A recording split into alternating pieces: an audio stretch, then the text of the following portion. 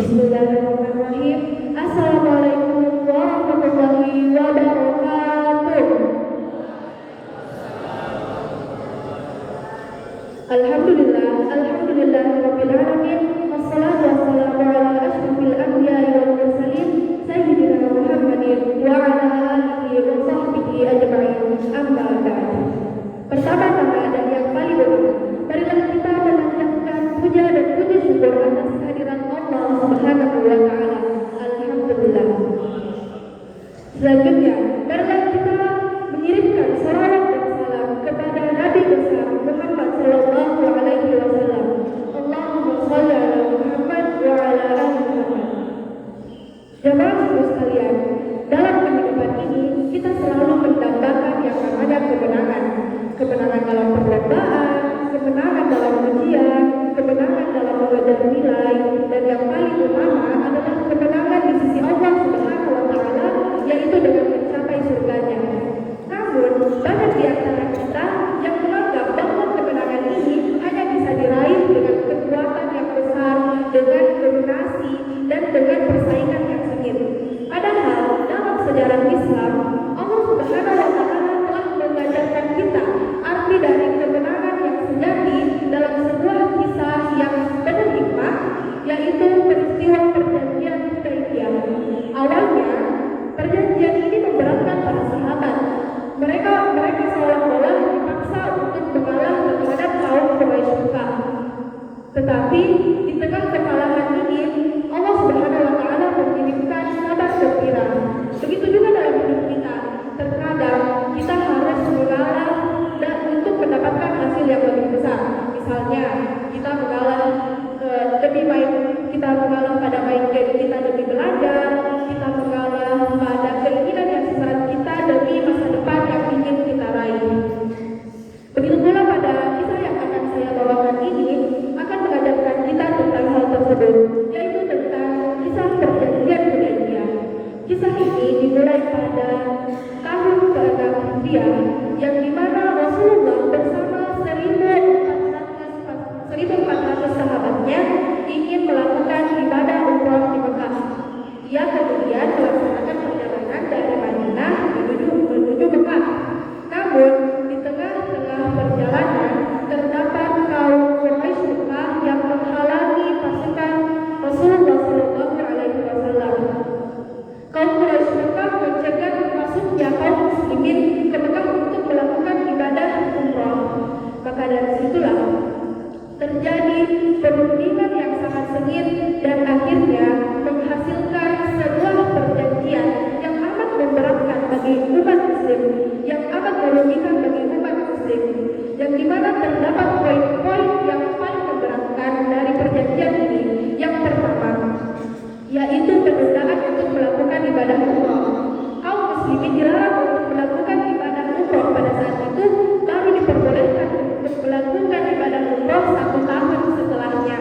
Kemudian yang kedua adalah gencatan senjata, yaitu tidak boleh terjadi peperangan di antara mereka selama 10 tahun. Dan yang paling memberatkan lagi di poin ketiga adalah ketika seseorang dari kaum Quraisy Mekah lari ke Madinah untuk meminta perlindungan, maka harus dikembalikan ke Mekah. Tetapi jika ada orang dari Madinah yang memasuki area Mekah sedikit pun tidak boleh dikembalikan ke Madinah. Sungguh bayangkan bagaimana perasaan para sahabat pada saat itu. Terutama suatu ketika ada seorang muslimin dari kaum yang lari dari kaum Quraisy Mekah karena dianiaya.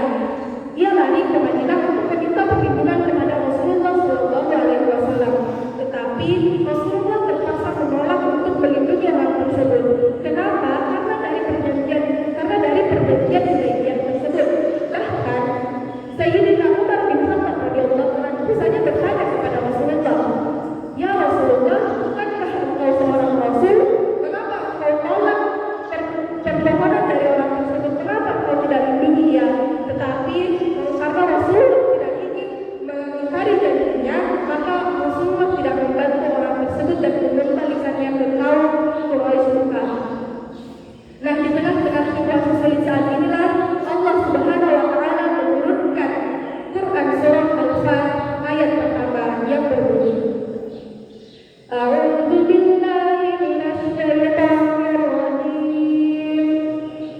Bismillahirrahmanirrahim. Inna fatahna laka fathan mubina. Inna fatahna laka fathan mubina. Sesungguhnya kami telah memberikan kepadamu kemenangan yang nyata. Setelah ayat ini turun, beberapa sahabat termasuk Sayyidina Umar bin Khattab radhiyallahu anhu merasa bingung. Kemenangan yang nyata dari mana? Bukankah selama ini yang kita lihat kita merasakan kekalahan yang nyata oleh tuntutan kaum Quraisy, bukan kemenangan yang nyata.